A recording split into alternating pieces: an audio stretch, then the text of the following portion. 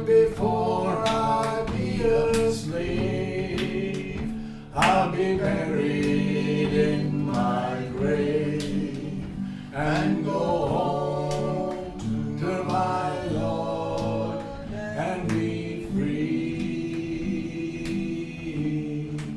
No more moaning, no more moaning, no more moaning over me.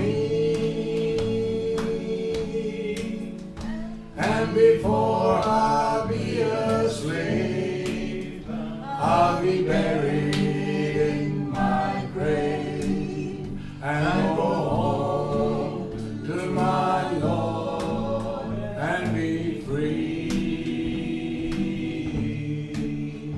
Bring it out and play a little bit of blues. So we'll see if we can do a bit of blues on the guitar's guitar.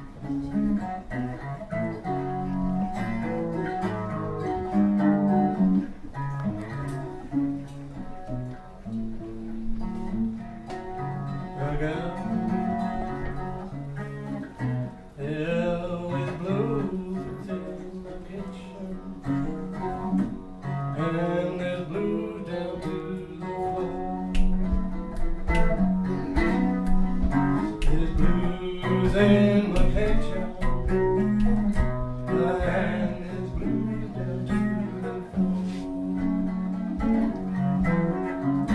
The blues everywhere since my good girl, she walked out that door.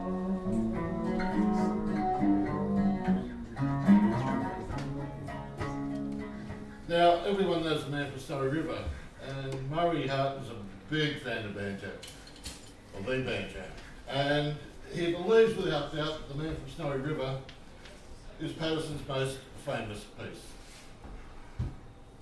He also believes without doubt that the man from Snowy River in the wrong hands can be a lethal weapon, can drive people out of the house and put people to sleep at parties.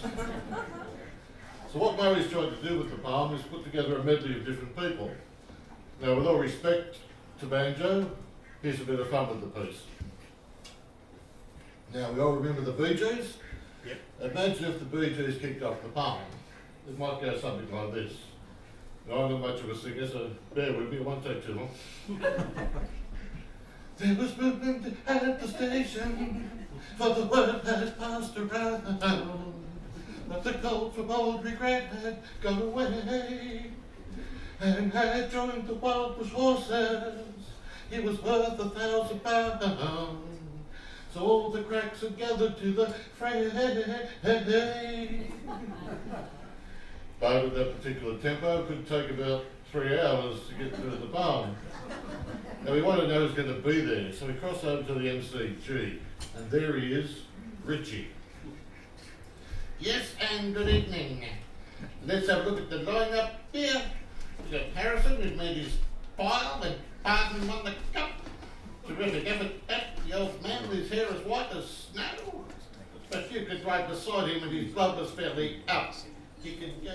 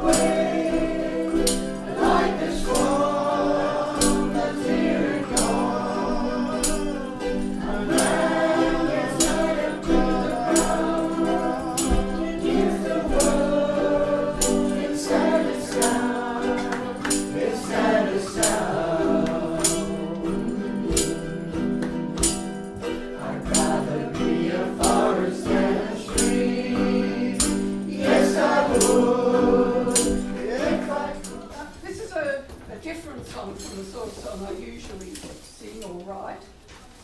This is, my husband gave me this poem. It's called Ye Poor of Wealthy England, so it's old. It's written in 1896, all right? And it was just a poem.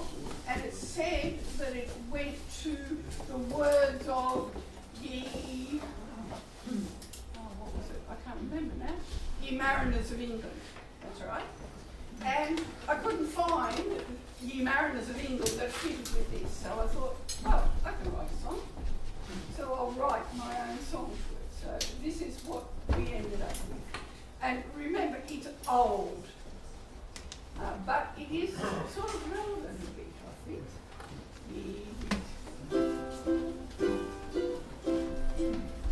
Ye poor of wealthy England, who starve and sweat and freeze, by labour sore to fill the store of those who live at ease.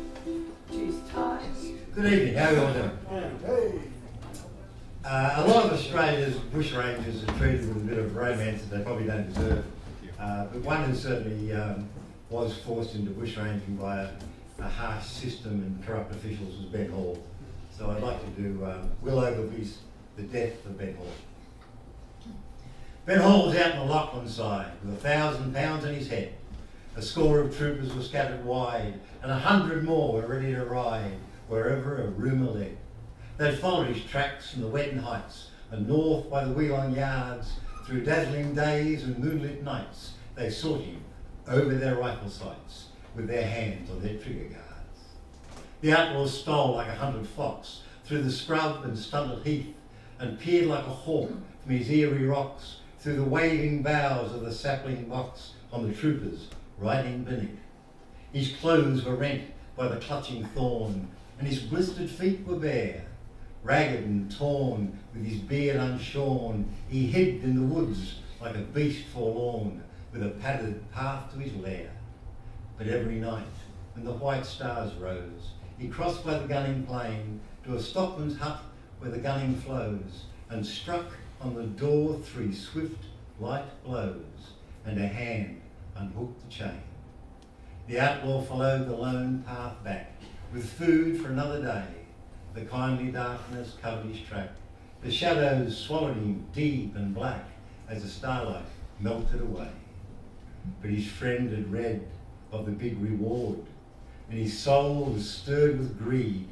He fastened his door and window board, saddled his horse and crossed the ford, and rode to the town at speed. You may ride at a maid's or a maid's behest, when honour or true love call, and steel your heart to the worst or best, but the ride that is taken on a traitor's quest is the bitterest ride of all.